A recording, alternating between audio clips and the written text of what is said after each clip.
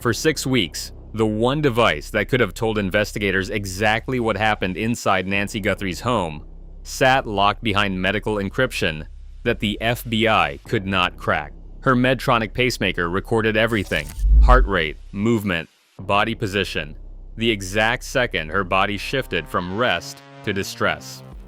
The data was there the entire time, stored on a server halfway across the country, but the manufacturer said full decryption would take months. Then, on March 14th, the FBI announced the pacemaker data had been fully decoded, and what it revealed compresses the entire abduction into a window of roughly 10 minutes. Tucson, Arizona, January 26, 2026.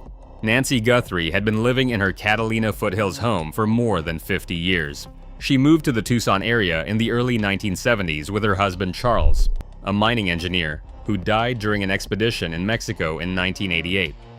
Nancy raised 3 children alone after that. Her daughter Savannah became the co-anchor of the Today Show on NBC. Her son Cameron flew fighter jets for the military. Her daughter Annie settled nearby in Tucson, married to Tommaso Chioni, an Italian-born teacher and poet. At 84 years old, Nancy was mentally sharp but physically limited. She walked with difficulty and relied on daily medication to manage a heart condition, monitored by a Medtronic pacemaker implanted beneath her collarbone. That device transmitted data to an app on her phone, tracking her heart rhythm in real time, and uploading diagnostic logs to a remote monitoring server every 24 hours. The pacemaker was designed to keep her alive. It was never designed to document a crime, but that is exactly what it did. On the evening of January 31st, Nancy took an Uber to her daughter Annie's house for dinner and game night. Tommaso Chioni drove her home afterward. Surveillance data confirmed her garage door opened at 9:48 in the evening and closed 2 minutes later at 9:50. Chioni told investigators he watched Nancy get inside safely before leaving. For the next 4 hours, the digital record goes quiet. Then, at 1:47 in the morning on February 1st, her Google Nest doorbell camera disconnected. At 2:12, the camera's motion sensor detected activity at the front door, but usable footage was thought to be unrecoverable. At 2:28, her pacemaker app lost its connection with her phone. Those 3 timestamps were the skeleton of the entire investigation for weeks. Investigators knew when the camera died. They knew when the pacemaker signal dropped. But they could not see what happened inside the house during that 4.5-hour gap. The pacemaker data fills it in. According to sources familiar with the decoded records, the Medtronic device logged continuous cardiac activity through the night.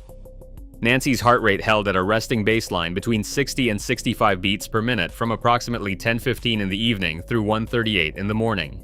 She was in bed. She was asleep.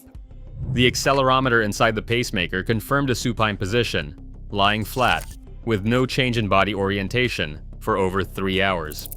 Then, at 1:39 in the morning, her heart rate spiked to 112 beats per minute in under 90 seconds. Something woke her. Something put her body into a fear state that the pacemaker recorded in clinical, involuntary detail.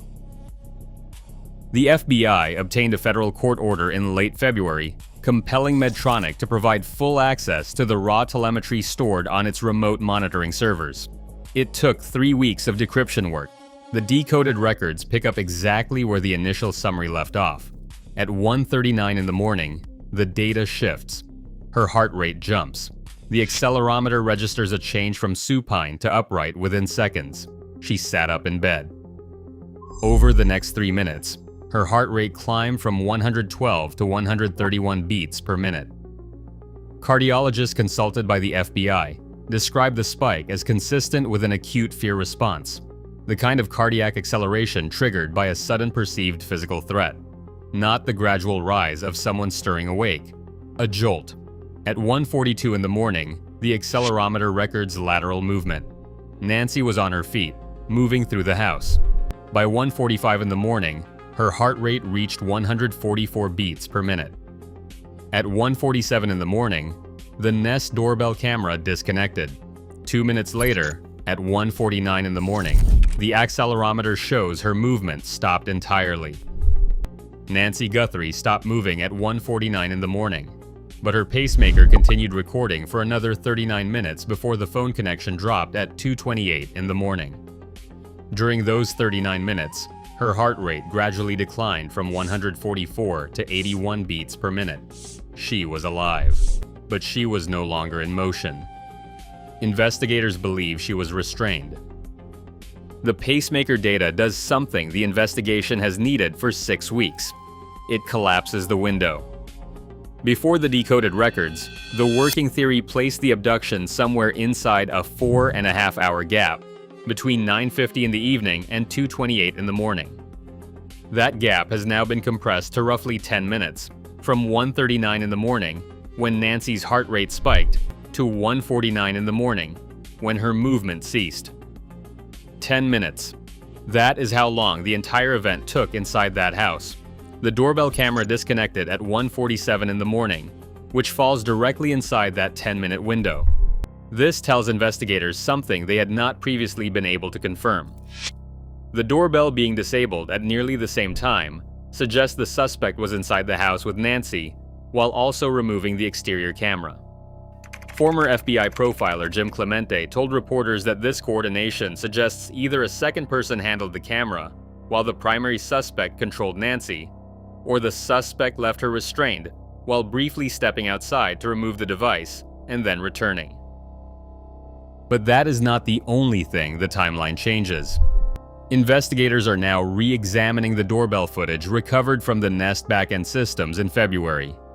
The masked figure captured on camera at approximately 2:12 in the morning was originally interpreted as someone arriving at the property.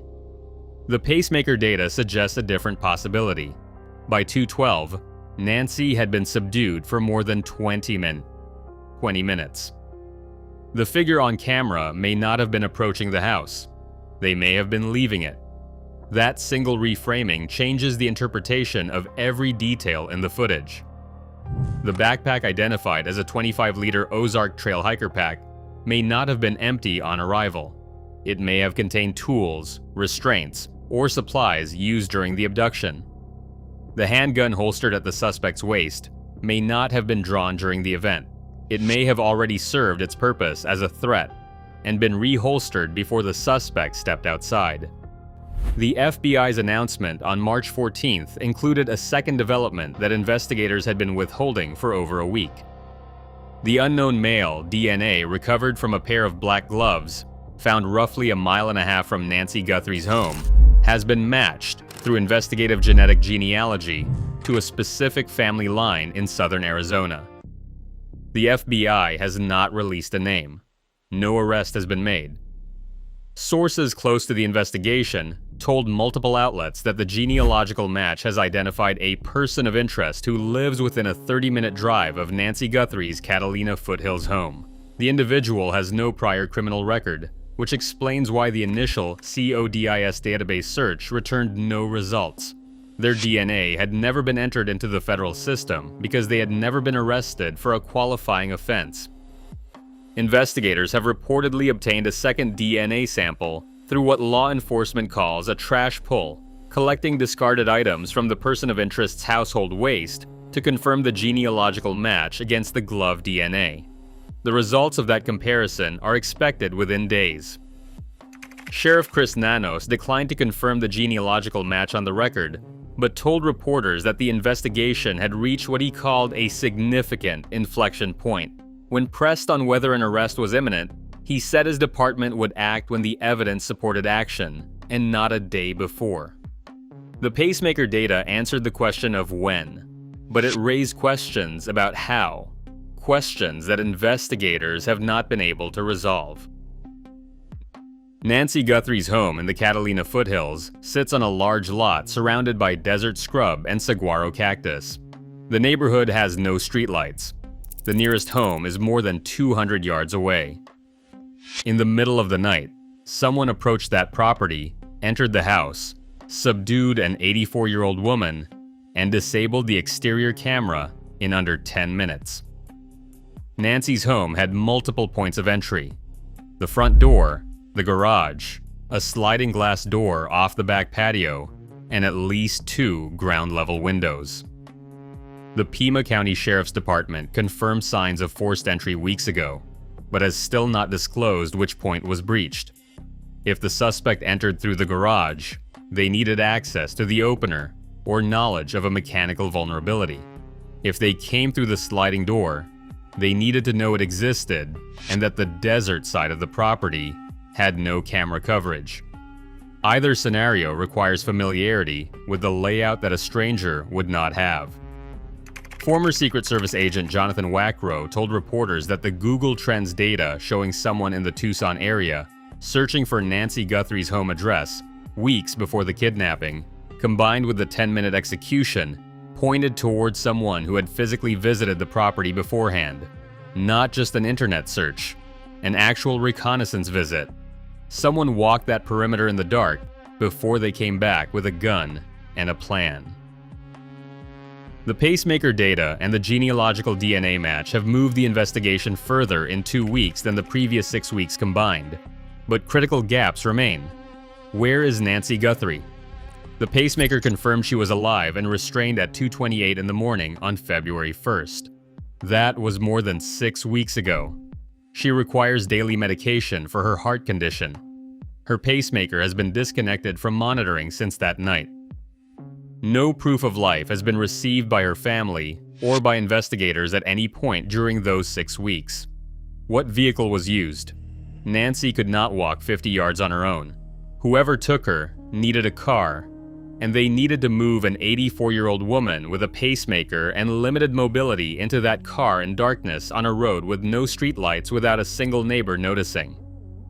Was there a second person? The pacemaker data places the camera disconnection at 1:47, while Nancy was still being subdued inside the house. If one individual handled both tasks simultaneously, the timing is almost impossibly tight. If 2 people were involved, the second one left no DNA, no footage, and no forensic trace. And the question that sits beneath every other question: is the person of interest identified through the glove DNA the same figure who stood on Nancy Guthrie's porch in a ski mask at 2:12 in the morning with a holstered pistol and a backpack? Nancy Guthrie turned 84 on January 27th, 4 days before she disappeared. Her family celebrated at a small gathering in Tucson. Savannah flew in from New York. Cameron came from the East Coast. Annie and Tommaso hosted, the same house where Nancy played cards on the last night anyone saw her. 4 days after that birthday, someone entered her home while she slept, triggered a cardiac event violent enough to send her heart rate from 62 to 144 in 6 minutes, and removed her from the property before anyone in the surrounding desert knew anything had happened. The FBI says the genealogical match is the closest they have come to identifying the suspect. Sheriff Nano says the investigation has reached a point where developments could accelerate rapidly. The family says they still believe Nancy is alive. If you have any information about the disappearance of Nancy Guthrie, contact the FBI at 1-800. Call FBI. The reward stands at $100,000. Subscribe now, because when this case breaks open, it is going to break fast.